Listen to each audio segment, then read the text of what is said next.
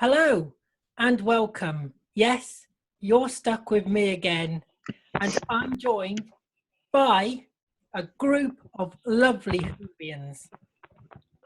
And today we are going to be doing a fun-filled dinosaur episode, the invasion of the dinosaurs. Let's start off with a roaring appreciation for Lee. Oh, me already. Thanks for that, Ali. Introduction. You've got the job. Invasion of the Dinosaurs. Six-parter. John Pertwee, Sarah James Smith, unit. What can go wrong with this one? Apart from one little thing. The dinosaurs, in my opinion. The 6 episodes runs really smooth, and you know, with me, 6 episodes, 7 episodes, 8 episodes sometimes do drag, but this one runs real smoothly. 6 episodes for me was ideal length for this one. As I said, the dinosaurs, what was I thinking? I mean, if you go back to the season before this, you had the brilliant Drashigs, the designs of those, and you thought, well, why couldn't they have done something similar with the dinosaurs in this? And I think I read or I saw a documentary once that Barry Letts was very disappointed with when he saw the dinosaurs for the first time, and it was just too late to change it. But yeah, very disappointing in the dinosaurs. Brilliant story, and episode 1 in this 6-parter for me is one of the best openers of a Doctor Who. The empty streets, the atmosphere, just the cars just strewn about, things just strewn about all over the street. It was just so brilliant. I can't fault Pertwee, can't fault Liz Sladen, even Nick Cott in it. The guest cast's brilliant. Even Richard Franklin as Mike Yates starting to turn bad. Ooh, good old Richard Franklin. If you ever see him at a convention, he's always good to chat to. But I enjoyed this. It's one of my favourite Pertwees. It's just so disappointing that on the DVD release, they didn't do music dinosaurs, because the story of Invasion of the Dinosaurs is the dinosaurs aren't in it that much. So they could have slotted CGI into the DVD, but they didn't. Missed opportunity. So for me, I'm going to give it an 8 out of 10. Brilliant story, brilliant acting. Just lost some points because of the dinosaurs. Well, there you are. An 8 out of 10 from Lee. Well, that is a good start. Now, let's move over to Carol Ann. Hello. This was actually the second classic episode I ever watched. The first one being the 3 Doctors, and then, I decided to get this one from Netflix because obviously the name, Invasion of the Dinosaurs. And I actually really enjoyed it. I enjoyed it more after I watched Green Death, because it was actually almost a continuation of the environmental message that they were trying, the little subliminal environmental message they were trying to do with Green Death, where it was a continuation where you see how Captain Yates basically flipped out and almost he didn't become a baddie, but he kind of did, and it was all, instead of pollution, it was like human population. And, the dinosaurs were just kind of like a subplot. And I really enjoyed the story. I really did. I thought it was one of the best classic stories so far that I've seen. It's in my top 10. But like Lee said, those dinosaurs, the first time I watched it, I laughed throughout the whole thing, especially that one scene where here's the big mean T-Rex. Now, if you watched, like I said, I watched this a couple of times. If you go up to the TV screen and you look really carefully, you could actually see the outline of the guy's hand going, and here's this T-Rex, and it's and then all of a sudden John Pertwee goes with that dish thing, and then the T-Rex is like, I mean, it's the funniest thing. Now, with today's technology, they could have put in some better CGI. They could have really, released the original version and released a CGI version. That would have been so cool. So I agree. It's an 8 out of 10. It's a really good story if you can stop laughing at the dinosaurs. Another 8 out of 10. Wow, is it going to be another 8 out of 10 from Beef Dad? Go ahead, Beef Dad. What do you have to say? I'm not telling you. Yeah, well, to be perfectly honest, this is not the first time I've watched it recently. I remember when it was first aired, and yeah, there was a bit of laughter about the dinosaurs, but the thing is, what you got to remember is there wasn't wonderful CGI like we have these days then, and it was a case of you just had to suspend your disbelief and go along with it. And that's what most people did. You just suspended your disbelief and went along with it. And yeah, you'd seen better. But basically, the only other dinosaur thing that you'd really seen by then was the Ray Harryhausen one. And that was stop motion anyway.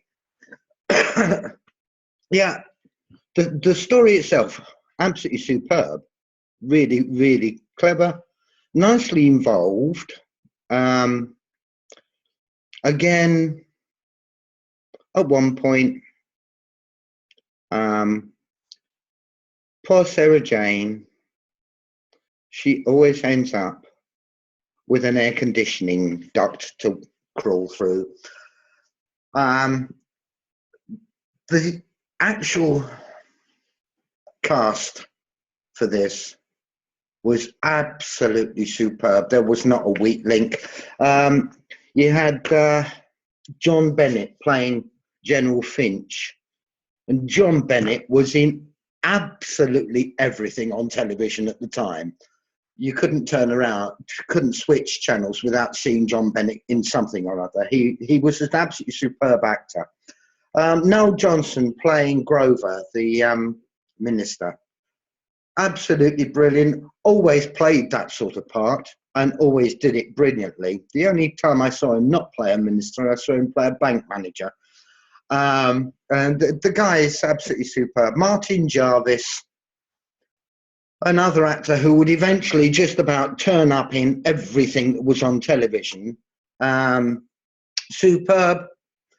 And oddly enough, Carmen Silvera playing Ruth. She was the lead in the first ever British soap, which was called Compact. And she played the editor in that, the lead. And she went on eventually to become one of the leads in the biggest hit comedy series, I think, that England ever produced, which was Hello, Hello. And she played the stupid woman. Absolutely brilliant. The woman was a superb actress. I saw her on stage in a couple of things, but always an absolute joy to watch. Totally solid performance. You couldn't fault her. Yep. As I say, brilliant story, brilliant cast. I actually like the incidental music on this one. And of course, you had the new car, the Doctor's new car, which is a lovely piece of ultra modern technology. But yeah, so for me, it gets a 9 out of 10, Aled. A 9? Yeah, well, just to we've gone up confuse you. one. A 9. Now, let's move over to a new arrival, Beef. What do you have to say about this one? It's thoroughly enjoyable. It's a very, very good story. Like my father just said, it is a little bit long. It's a 6-part. It probably could have been done in 4 and been done equally effectively. The start of it is absolutely superb. There's nothing that's creepier than London, a town that is always hugely busy, loads of people everywhere. They did it to great effect when they did 28 Days Later. It's a very scary sort of image. So the tension is built up all the way through from the beginning. The special effects aren't that, but you have to bear in mind when it was. This was the 70s. Yes, there were better effects in place and everything like that.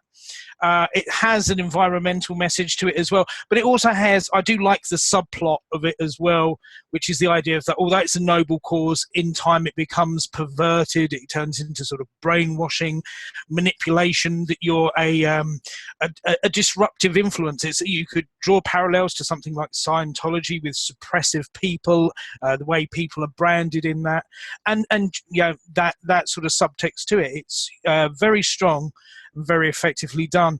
What I like about this one as well is that it's Sergeant Benton saves the day again, and it's Sarah Jane, to be honest with you. Sarah Jane is ahead of everyone, saying the power to do such a thing has to come from somewhere. So she's putting the pieces of the puzzle together as an investigative journalist, as she was, and she's ahead of the doctor and the brigadier in getting to the root cause of it. And in the same way as that, if it wasn't for Sergeant Benton, everything would have gone so wrong. And that's it. That's one of the things I love about his character.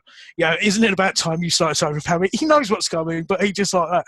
He goes with the flow, and that's why I love his character so much. The cast is stupendous. Like I say, the supporting cast is very good. There's a lot of familiar faces in there that I'm sure you've all pointed out already.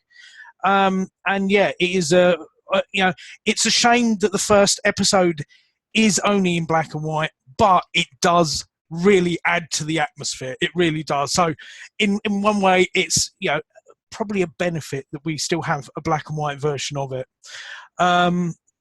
Music was great, and I'm not going to rate it as high as a 9, but it's a definite solid, Jurassic 8. Sexy dinosaurs everywhere. A Jurassic 8 and sexy dinosaurs from Beef. Well, there you have it. Let's move over now to Lady Neo. What do you have to say, Lady Neo? Oh, it's been a while. I only seen this, twice? Let me remember the good parts. And the Cheshire Cat. Sorry, I call him the Cheshire Cat. That's, was it Yates, I believe? Now, the thing with the dinosaurs, I know. They're horrible. What would you expect? I just think if you use your imagination, wow, there they are, trying to chomp people and stuff. Anyway, sorry. I will say. Overall, the story was great. I believe this is just after Time Warrior, I think. I'm not entirely sure. But if so, it's kind of like, it's a good continuation. They go to the past, now they're in the present where there's these dinosaurs coming and attacking. They have to kind of... I like it overall. I like it because the way they're trying to get back to Unit and they become prisoners, and that part was hilarious. The whole prisoner bit, I found it pretty good. Mixture of hilarity and seriousness. And I do like how, like everybody was saying about Sarah Jane, how she was on top of things. If I could, yes, she was a good partner with him, but I do prefer her with Tom Baker more. But overall, this story alone, I would give it a 9.5 out of 10, mostly due to the fact that you have to use your imagination to make this story work. If you don't pay attention to the CGI, don't pay attention, it needed CGI. I know it's horrible looking with the dinosaurs, and I think there was another, was it a caveman, I think, or a Viking? One of those, when they were in the shed. It's a really good story. Plot's good. Story's good. Acting's good. The dinosaurs are beautiful if you use your imagination. So there we are, from Lady Neo. Use your imagination. Yes. And now let's move over to, because I know he is dying to show his book off. Let's move over to Harry. Go ahead, Harry.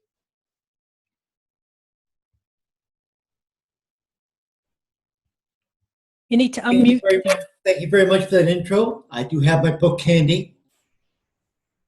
I tried watching the story again just recently, and I had to admit it seemed to me like it was slow plotting, which I hate to admit is not like what you normally get from a Malcolm Hulk story. Normally, when you're getting a Malcolm Hulk story, you've got well-paced material, a well-written story. I don't know what it was with the fact that this was Hulk's last story he did for the show, or what, but it just didn't work for me as well as it normally would. The story, I would give a rating of 6. The book, I give a rating of 7. As I mentioned, this is Hulk's last story with the show. And he did have a great history with the show, with what he had done. You go back to the Trump era, he had co-written 2 stories. He had co-written The Faceless Ones, and he had helped Terrence Sticks co-write the great 10-part story, The War Games. He wrote The Silurians. He helped co-write Ambassadors of Death. He did The Colony in Space, also known as the Doomsday Weapon. He did The Sea Devils. He did, as I mentioned, what's known as the Space War, The Frontiers in Space. Was asked to do the novelization for The Green Death, and then his last story for the show, Dinosaur Invasion. Man had a great history of writing, and he was well admired by many a person, including one author who, if you know my love of the show, you know who I'm about to refer to. He got along very well with Mr. Terrence Sticks. I'm just sorry this is not one of his better stories, but still can't go too wrong with a Malcolm Hulk story most of the time, so I give it about a 6. Well, thank you, Harry. And now let's move over to last, but definitely not least, Jimmy. Go ahead, Jimmy. This episode aired January 12, 1974. The British public, on a scale of 1 to 10, gave it a 2. 6 months after it transmitted, the BBC ordered it to be totally erased. And the only one that was erased was part 1. That's why we have it in black and white. But over time, people have appreciated the episode. The first part is just called The Invasion because they wanted the dinosaurs to be a surprise at the end, a surprise reveal. The rest is called Invasion of the Dinosaurs. The dinosaurs are weak. It was done by the BBC's special effects department, but they used freelance people to work on it, freelance special effects people. And that's why the dinosaurs come across weak. There were rumors that Pertwee was bored at this time. He was just reading off cue cards. It doesn't show at all. It does not show at all that he was bored. He's perfect in the role, perfect as the Doctor always was. He was my first Doctor. Richard Franklin as Yates. Now, this is a spoiler if you haven't seen it, but him pulling the gun on the Brigadier and becoming a turncoat. That's a highlight of this episode. Just watching that. Nicholas Courtney, John Levine, terrific in their roles. The Brigadier is terrific. Some of the later episodes is like they dumbed down the Brigadier, but not in this one. I like the idea of time travel and greed combined. So I like the idea. I like how it was implemented. I like the direction. I agree that it was 2 parts too long. I think part 5 is just padding. It's just the Doctor wandering around. So overall, on a scale of 1 to 10, I'd give this a 7. A 7 from Jimmy. Well, that's good. Thank you, Jimmy. And now I guess it's down to me because I nearly forgot myself. And I have to say, I love John as a Doctor. I love John's Doctor. I love Sarah Jane. I love this story as a whole. I really do. I think the acting, as the rest of the guys have said, is fantastic. The acting is fantastic. Yes, as Lady Neo says, you need to use your imagination a bit. You've got to pretend to yourself that those dinosaurs are real dinosaurs. It may be difficult, but you know that's sadly that's what is on screen. That's what was available. But I love this. I really do. It's always been one of my favorites. It really has. And for me, because of that, I think I'm going to give it. I'll go on. I'm going to give it a 10 because I love it. I do. I generally do love it. I know some people are going to be shocked, but I love it. I do. And I love John Pertwee. And Sarah Jane is brilliant in this. This is Sarah Jane at her best. I feel sorry for her because she keeps on being betrayed by people, you know, going to somebody for help and then finding out that they're one of the bad guys. And then she constantly run into bad people. But, you know, it's Doctor Who and it's Sarah Jane and I love it. So does anybody else want to add anything or say any more about the episode? Any facts or information? One fact was mentioned earlier that episode 1 is only available in black and white. The reason why is that when the BBC decided to do their house cleaning of Doctor Who material, they wiped all of the Troughton story, The Invasion, from the archives from what they had at the time. And when they found the Pertwee episode 1 marked The Invasion, they just jumped it as well at the same time, not realizing it was part of an all different story. Which explains why that one's only available, episode 1's only in black and white and not in color like the rest of the story.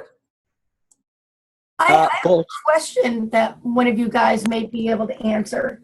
You know, at the end of Invasion of the Dinosaurs, you know how the Brigadier basically says, you know, Yates is going to be asked to quietly retire. And then later on, I forget what the name of the episode was, but it was the one where it was the 2 Brigadiers, you know, with Peter Davison, you know that one. And he basically says something about how Yates is working at some top secret NATO thing. So. Yeah, but he's not part of UNIT. Okay, so I didn't know if that was. You're thinking of his modern. Sir, you're thinking of his modern undead. Yes, I was just wondering if that was ever explained in a later episode or in a book or audio, like what happened to Mike Yates, that he's still like in some form of the military.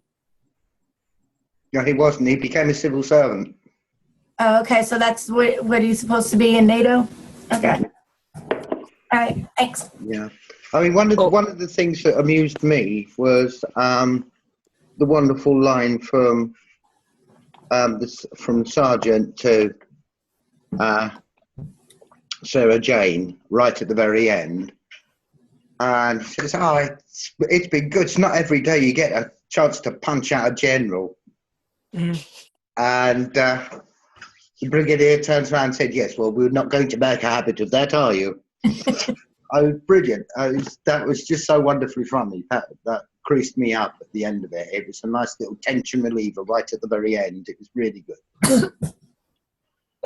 Also, if you own a copy of the DVD, episode 1, you do get a restored colorized version of episode 1. Yeah. So you don't have to watch black and white. So it's all in color now. And as Beef Dad, I think you brought it up. It's the first appearance of the Whomobile. Yes, that's right. Yeah. Yes. And that is yes. Very cool. Although I must admit, I did like Betsy. Yeah, I like Bessie. Yeah. Do you actually think the Whomobile? Do you actually think the Whomobile looked cool? Yeah, I thought the Whomobile looked cool. Yeah. I don't know. It did then. There was nothing like it around then. No wonder it only appeared in 2 stories then. Yeah, which was a shame. Yeah. But then everybody liked Bessie as well. So. Oh, you can't beat a bit of Bessie. Oh, you can't beat an old-fashioned car. I was worried where you're going then.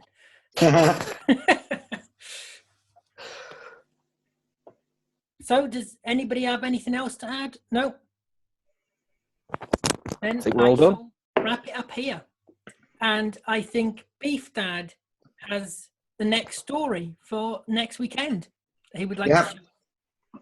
Next Saturday, we will be reviewing an episode that from the first Doctor that tends to be put to one side, and everybody says, but it's actually an excellent story and very cleverly written, and that is the Space Museum.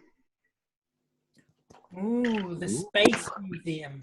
And as I say, it's one that tends to be glossed over, but it is actually a very, very good episode, a very, very good story.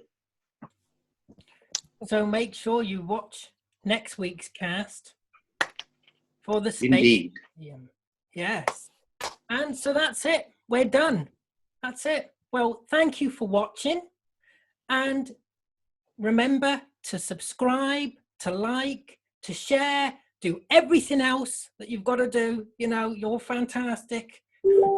We do love you, our subscribers. And remember, keep on hooing.